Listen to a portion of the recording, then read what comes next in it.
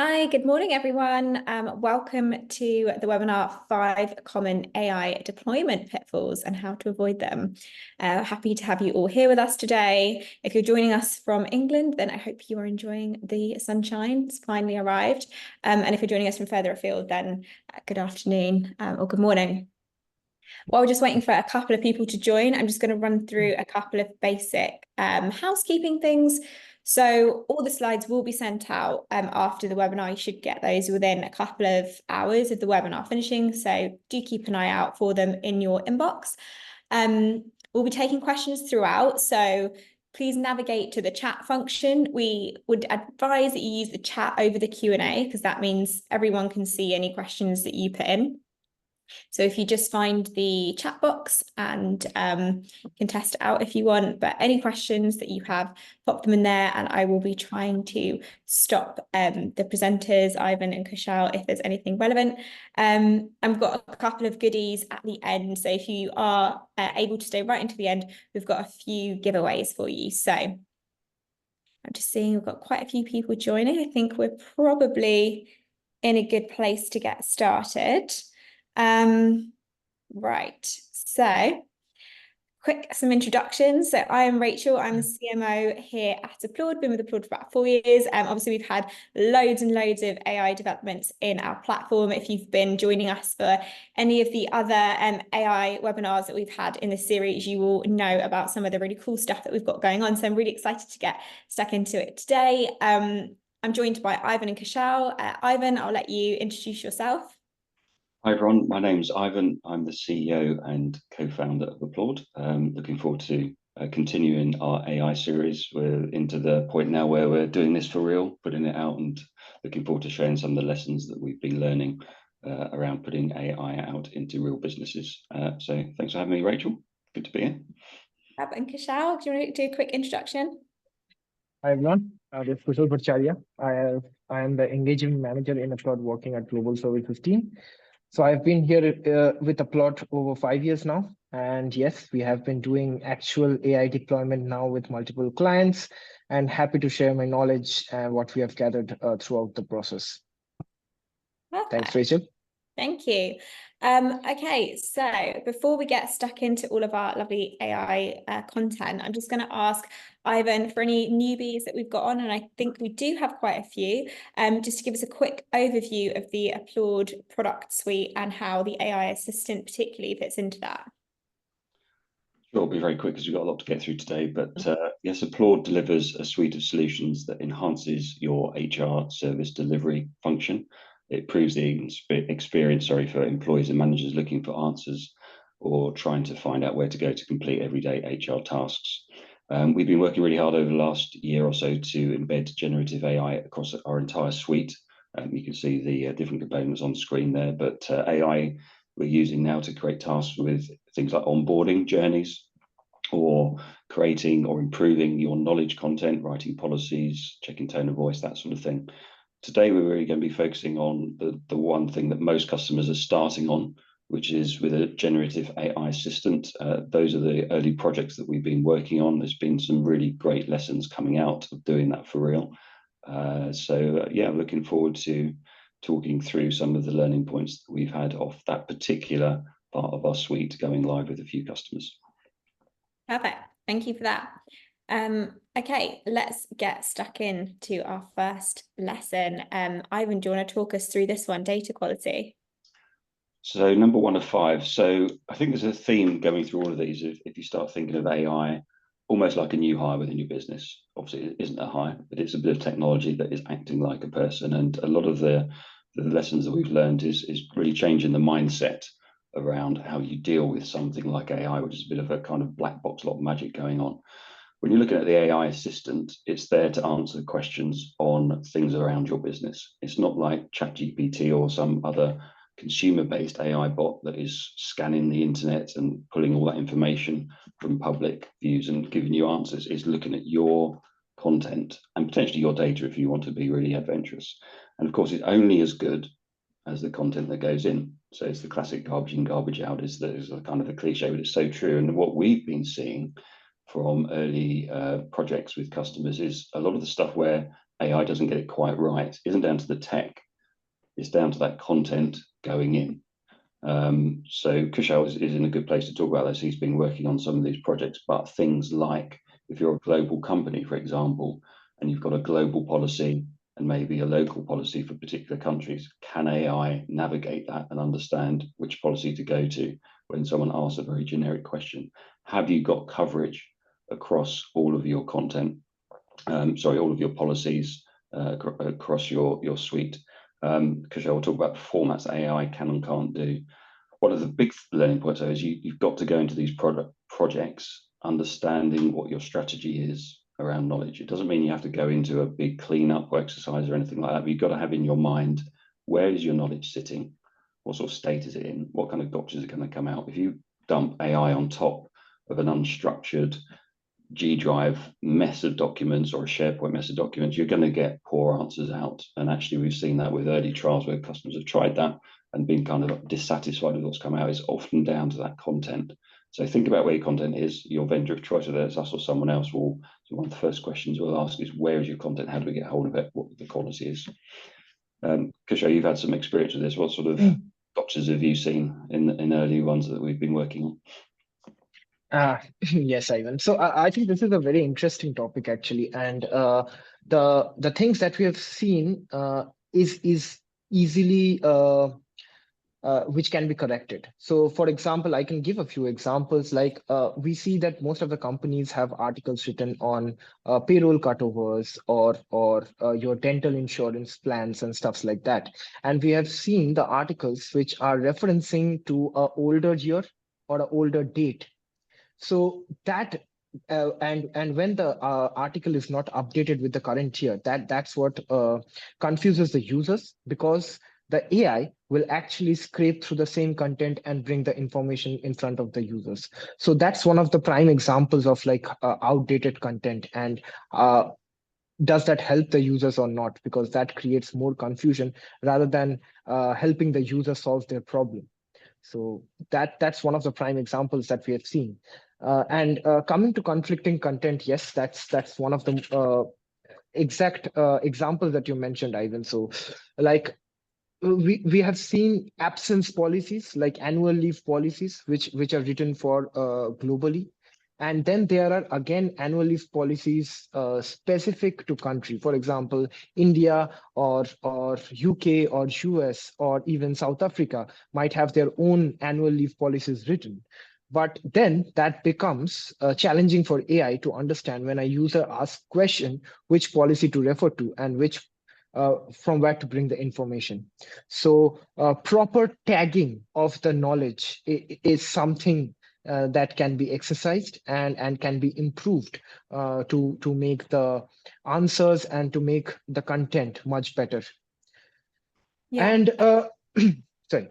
So I was going to say, just building on your first point, Kushal, what we've obviously got, you're talking about validating content there. What we've obviously got on screen here is in Applaud kind of encouraging users to look at any outdated content or anything that's been in the system for a while and just give it the green tick that it's still good or not. And I think that's a point that we should highlight, that you want to be leaning on your platform to help you with that revalidation process.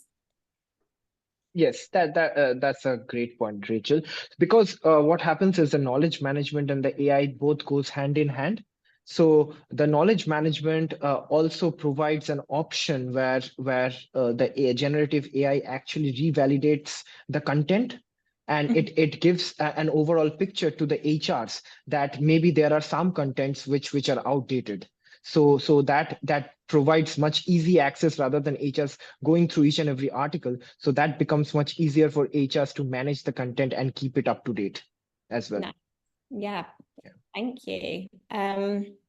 Okay, I'm going to move on to the next point, because we do have a lot to get through today. Don't shoot for 100%. I think we're all guilty of that, launching any kind of new software, aren't we? But how would you both go about setting achievable goals, and what kind of is achievable when it comes to implementing AI? This is a real mindset change for HR leaders, and I think is actually going to be the biggest barrier to some organisations actually doing anything with AI at all, because traditionally you go in with a testing exit criteria when you're looking at the quality of a deployment of any technology, and always it will be all these test cases need to pass to be able to roll this out, whatever it is, whether it's payroll, core HR, talent, and AI is no different. But AI will never be 100%. And the reason it won't be 100% is people aren't 100%. If you had a business partner in your business or a service agent, and you said you have to be 100% right every single thing you do throughout your whole career, they will never get there. One of the reasons AI will never be right is because it relies on your content. So unless a customer can come to us and say our content is 100% right, and it will answer it's got every single answer an employee needs for any question that they can ask, no company can say that, or can. I won't believe them. So got to get through. What the important thing here is setting a confidence threshold that HR are comfortable that AI is working, that it is looking at the policies correctly, interpreting it correctly. And then you kind of have to set a confidence threshold. You can't go for 100%. You'll never get it. It's important to go into this with an agile mindset. You get confidence, you feel it's answering correctly, and then you iterate around where are my gaps, where is it not answering stuff rightly, and we'll talk about that later on as another point. But that's the mindset we've got to be in. Going for 100% will you'll never go live with it. So I think, Kishore, when we've done our projects, we've sort of set that confidence threshold with some of our clients to say this is how the best approach that we should be going when we're looking at that exit criteria, I think. Yes, that's absolutely correct, Ivan. So I think from my experience as well, working on these projects and dealing with clients, so everyone tries to go for the 100%, but yes, setting the expectation is very important here. And first expectation set is the relevancy of the information. So basically, the AI is actually going through the content that is present within your own database and bringing information from that. So that relevancy of information actually builds the confidence of the clients. And when it starts answering back, and also when clients can validate that actually the AI has brought information from this particular article, which maybe they were not aware of, or maybe one line from this particular article, which maybe they were not aware of. So all these things actually starts building the confidence of the client that actually the AI is working as expected. So maybe there are explanations. So for example, we cannot just say that the answer is correct or wrong here, because how an answer is constructed will always be subjective. And that happens with HR's answering back as well. So that's a very interesting conversation here and a point here where setting the correct expectation is very important. And whenever there's something which is not absolutely as per the expectation by the end user or even the client, it needs to be explainable. Like, this is the reason why it's happening. Maybe there's one line mentioned in one of the articles, and that's why it's bringing. So these kind of things actually helps build the client's confidence up and will actually bring the number up as well for going for the stages. Yeah, I think that's a really nice way to look at it. Sort of start small, build confidence early on, and and then look to build out. But you are, it is a mindset change. Okay, so I guess kind of building on that, how to ease concerns, because I think everyone does have a little bit of AI has to be 100% right, and if it's wrong, everyone sort of jumps on that. So I think we've definitely come up against that in some of our projects. So I don't know, Ivan, if you can walk us through how to ease these concerns and kind of shift from that more cautious, negative place into a place of excitement and positivity. Yes, it's selling internally a little bit, and I think one thing we found as we've been working on these projects, whether they're short projects or longer projects, is you almost get blasé to this stuff. It's very easy to get blasé about technology. Already we're kind of like, oh, AI does that. Now you think about the step change that's happening in your organization when you move this through and you put something like this in front of your employees for the first time. It is kind of magical. I mean, I'm still getting impressed every single day about what this stuff can do, and it's important to convey that, not to be defensive. Oh, it might be a bit wrong. It's like, this is really good stuff. This is not going to just cut jobs. It's not just about reducing the salaries of HR service delivery agents and stuff. This is improving the service because employees can get answers fast. and they can get accurate answers fast. They don't have to spend time waiting for a ticket to come back or holding on the queue. So it's not just about we're doing this to reduce costs. Sometimes that is a business case. That's the harsh reality of what a lot of customers are looking at this and they're looking how to fund it. That can be something, but it isn't all about that. It's about elevating the service to your employees, and that's got to be conveyed. There should be some excitement around this. This is when we've seen that some of the customers are doing this really nicely. There's some great, powerful change management going on.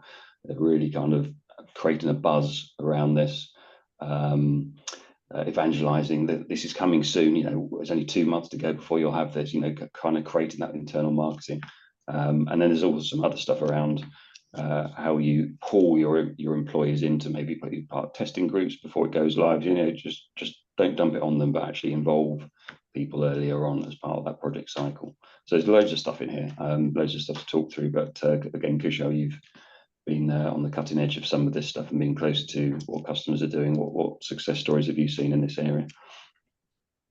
Yeah, I think the education part is very important here because, like you said, so it's a significant change.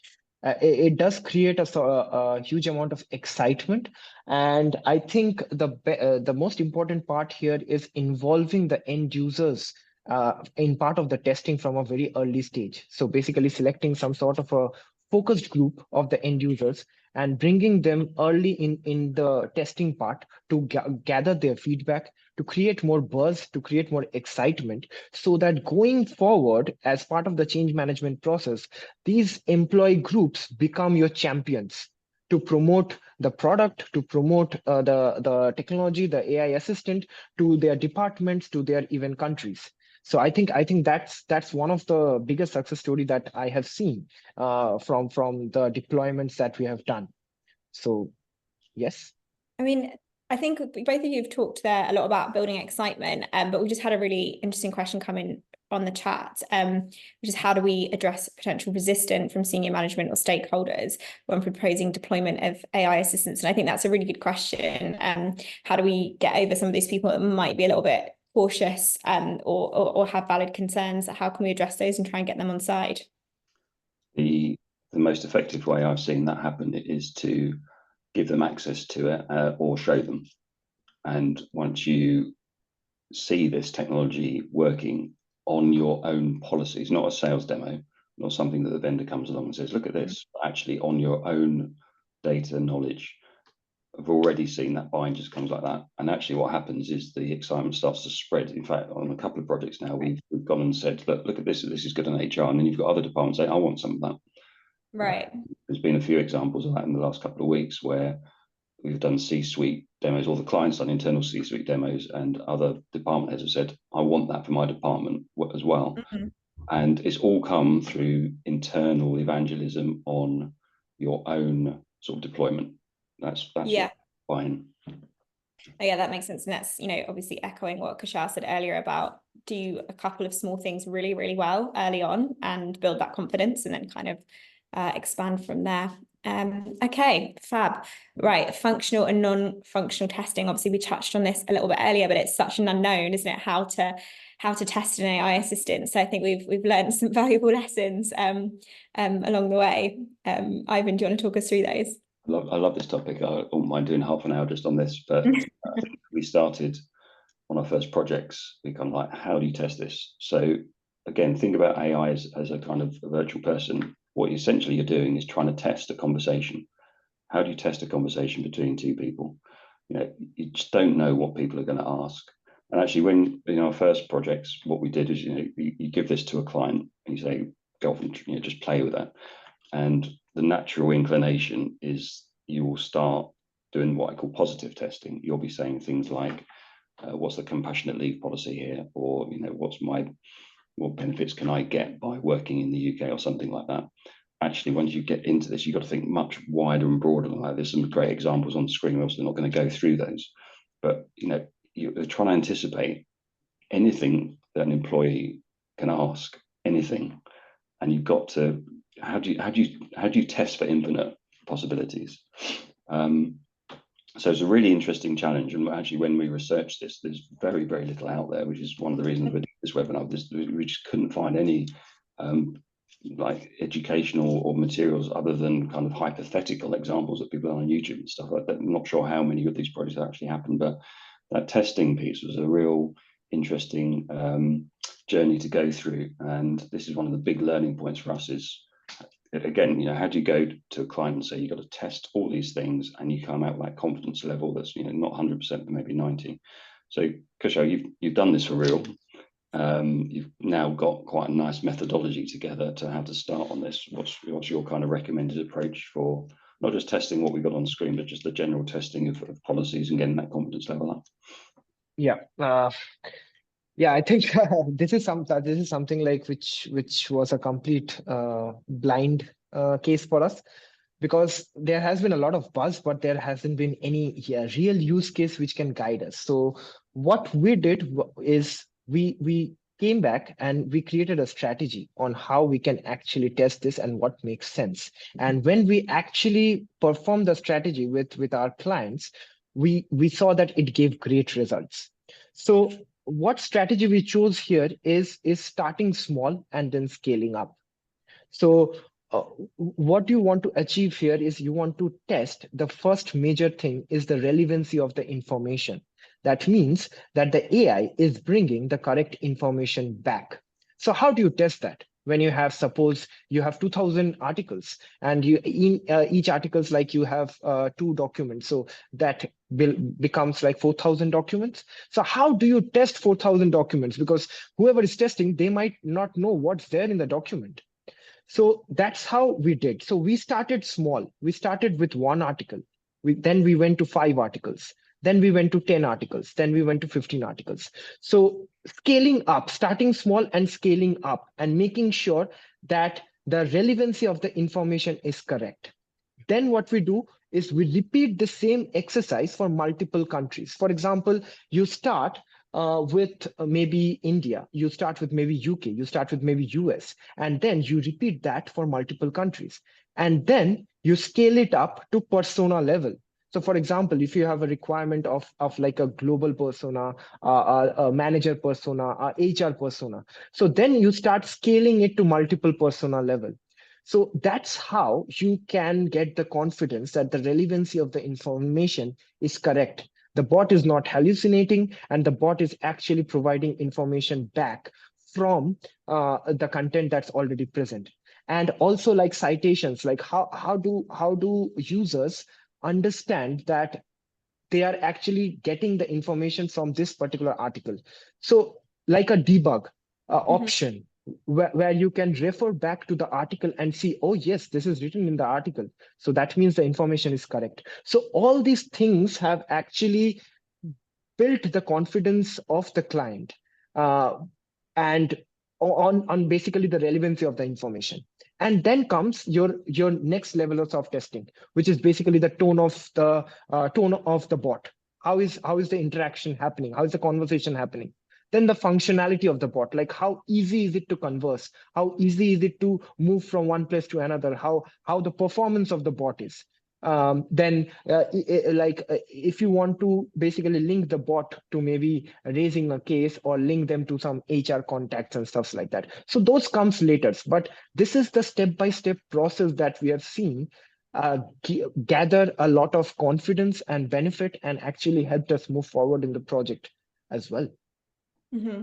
I would sort of think of it almost like if you're interviewing someone, or maybe you've got someone in the business you want to kind of test for a promotion or something. You'd sit, if you were validating if they knew their stuff, you'd sit them down and have an interview, and you'd throw question after question after question, and you'd get a confidence level. This person knows what they're talking about. But you wouldn't ask someone, answer a question on every one of my 2000 documents, and if you can't do that, you're not getting the job. And that's the sort of mindset you need to be, and you need to get to that confidence level that it's right. But it's really important to go around this, the stuff around knowledge, and go into some of the other stuff we got on screen, and maybe the next screen, Rachel, where we've now built up a bank of, this is kind of light relief, but you've got to anticipate your employees asking anything, and they could be asking some stuff that kind of they're getting up to no good. You've got to make sure that this is a safe, when we get into the ethics and the legalities of things, will it give subversive responses? You've got to put those guardrails in place. This is actually, it might come across as a bit scary, kind of seeing those sorts of questions coming through, but imagine if your vendor of choice hasn't done this due diligence and something came back quite bad out of the AI bot, or it could jailbreak or something like that, you could be in trouble as an employer. So it's really important to get this stuff right. I think this is one of the things that we've now done, is we've got a massive bank of kind of bad questions that we can just like knock through very quickly with any client. It's important to do that, as well as just the knowledge piece as well. So you shouldn't be scared by this. It's just knowing how to do this in a professional way that is safe to roll out to your business. I think, as you said, that we could talk on this testing topic alone for about half an hour, but let's move on to go live. Is just the beginning, which sounds a bit counterintuitive, but we're talking a lot about an iterative process, and we do have a question on that I will come back to at the end. But what do we mean by this? Go live is just the beginning, it's just the start. Well, you've hired your person, you've got your AI person in place, and you need to keep going and give them coaching sessions. Think of it like that. It's back to that 100% rule. You need to iterate. It's not going to be right all the time because your knowledge isn't right. You've got gaps in your knowledge. You've got maybe errors. You've got overlapping content, and it's just going to be for a large organization. It's not practical to do a cleanse on that. The best way to do it is to go live, and then in your change management, stress the importance of feedback from your employees. And a good chat tool will have the ability for you to rate the quality of an answer and provide feedback on whether that answer is bad or not. It's really important that when it goes out live, you encourage your user base to do that. And then it's important you have a BAU, business as usual process that's always going in and checking like every month what's come through, what the conversations, where have people rated stuff badly, what can I do about that to fill the gap, go round and round and round. And that's the way you train AI. It's not about all the technical stuff you might hear about training. It's improving your content once you've pushed it out. I think we've got some tools that may be on the next screen, Rachel, in our particular product, just to give you some color around kind of what this can look like. This is our platform, but other AI platforms will have the same sort of thing. And I don't know how we're getting on with this, Kushal. This is kind of this is all obviously post go live, but also as part of testing, right? I don't know if we've done this as part of testing, like using the platform to validate what answers are good and so on. Yes, correct, Ivan. So like we mentioned, so involving the actual end users very early in the process is very important there. And also guiding, like the education part when we talked about it. So that also becomes an iterative approach. So how will the end users know how to give feedback to the bot? So you necessarily won't have a knowledge article written about it. So it's all about the education and encouraging the users to basically give feedback on each answer, on how the bot is answering back, so that this becomes culminated analytics for the HR team, which gives them the access to go back and see whether the article needs to be corrected or whether the article has enough information that the users are asking about. Because ultimately, if we have the article written and it still ends up raising a case, then it doesn't solve the purpose. So this iterative approach where the feedback from the users and it goes back to the HR, which gives them the ability to go back and change the articles or update the articles or make the articles correct is very important. And like I mentioned earlier as well, like the AI and the knowledge management, these two both goes hand in hand. So the revalidation, that particular tool that we provide, so that is very useful here. So that exactly gives the HR a continuous improvement ability, which basically the AI goes and checks the articles or checks the particular category and provides them the analysis, whether there are gaps present, whether there are outdated information present that needs to be improved, or whether there are something missing that needs to be improved based on the feedback that has been provided. So overall, I think this is how we make it an iterative approach and how we can continually improve the AI answers and the AI bot itself. Nice. Okay. Thank you both. Now we have, for once, actually left some time at the end for questions. So hopefully we won't be rushing through these, but we've been talking a lot today about how to train the AI assistant, how to make sure, how to have that focus on content. But we've had quite an interesting question on how how do we train our HR team and even our employees to work alongside AI assistants, or how to, have that positive integration of AI assistants into their roles and that kind of human focused approach. So do either of you actually have any thoughts on that and how to train employees to use AI assistants?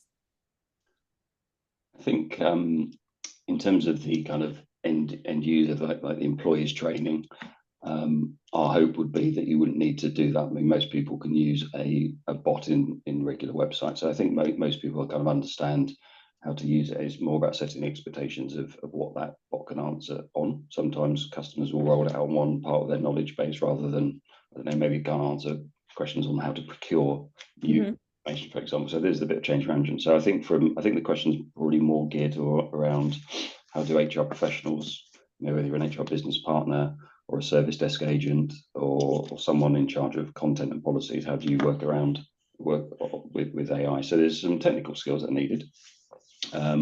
If you're looking at how to kind of tweak the tone of voice or change maybe some of the persona-based answers that are coming back, like maybe Kushav can talk to those 2 points, but generally it's more about understanding that process around this is what the AI can answer questions on, how you look and see where the stuff is not right, training on that dashboard thing we showed before, and then really understand how to work with the knowledge management system that you've got in place, whether that's R1 or something like ServiceNow or Confluence. There'll be a knowledge management system somewhere, just SharePoint.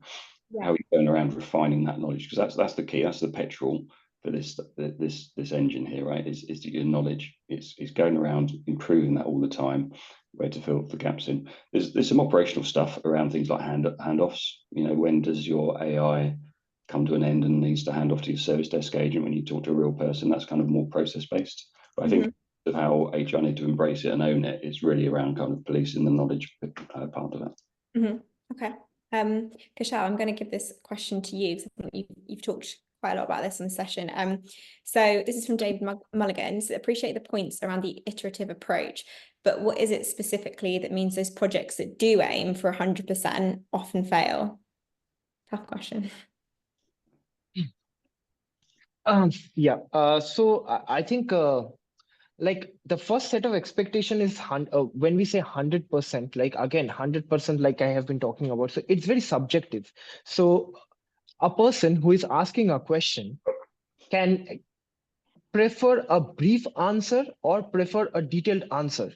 So does that mean the first person fails the answer, or first person says that the answer is not correct? So it's all about context, and it's all about having an explanation. It's not that we are saying that we shouldn't aim for 100%, but what we are saying is that's an iterative process. So it's about, so when we say iteration, so everything comes into picture, like it's education, it's educating the users how to use the bot, because this is basically, it's not a traditional search. So it's a generative AI bot, which is a conversational bot. So how you're conversing with an actual person and expecting a result out of them. So that's how you should be conversing. And then coming to the HR, it's about educating them on how to understand the feedback that has been provided, like from the analytics dashboard, and then going back and correcting or updating the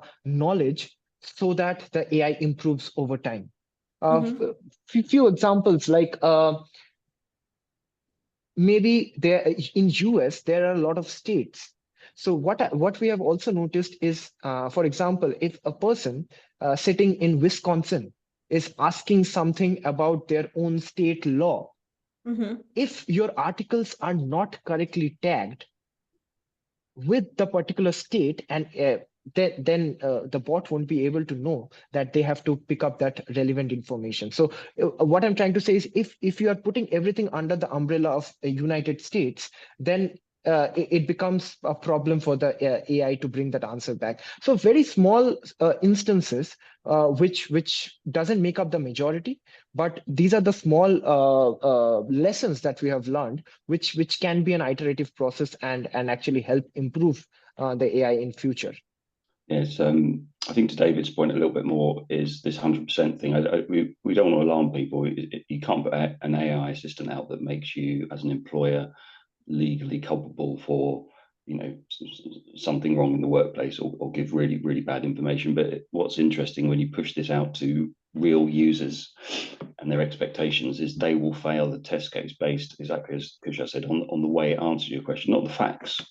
It could come back with the right facts, but maybe they don't like the kind of way it's answered it. The tone of voice is really important, we found. So people fail stuff for all reasons. And I don't think we've seen a project fail to 100%. It's just more that you can't go live with a project if that's your exit criteria, because you'll never get to that point. But there is a certain level of validation you need to do on, you know, compliance type questions where the AI has to be coming back. But it's again, it's getting confidence that it's actually looking at your proper policies.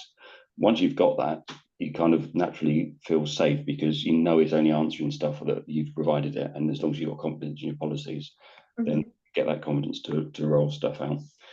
Where I've seen projects fail in terms of not getting started is where people have done kind of trials or pilots and the answers just come back as junk, or, you know, there's 50% just is not specific enough or not right. And almost always that's down to either the software isn't as good as ours, I would say that, but more often is the content isn't that good. You know, they've just chucked it at their SharePoint library and you've pulled in technical debt from like 10 years worth of, you know, documents that have been uploaded somewhere, and AI just can't cut through that. You know, you need to have a better curated library in order to get really good answers out.